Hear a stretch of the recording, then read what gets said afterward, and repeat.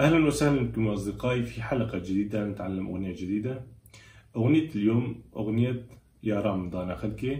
لنتعلمها أكثر تابعوا معنا. طبعا أصدقائي الأغنية على مقام الكرد اللي راح نستعمل فيها سي بيمول. السلم الموسيقي راح يكون على شكل آتي: صول لا سي دو ري مي فا صول، صول فا مي ري دو سي لا. الأغنية تبلش من نقطة الفا.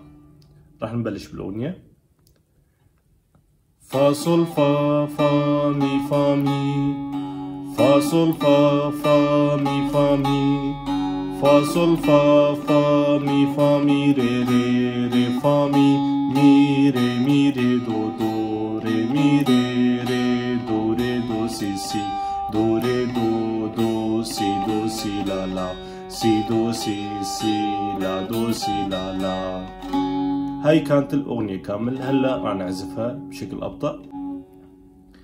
فا صول فا فا مي فا مي، فا صول فا فا مي فا مي، فا صول فا فا مي فا مي ري فا مي ري دو دو ري مي ري دو سي دو ري دو سي لا لا سي دو سي لا دو سي لا لا. هلا راح نعزف الأغنية بشكل طبيعي.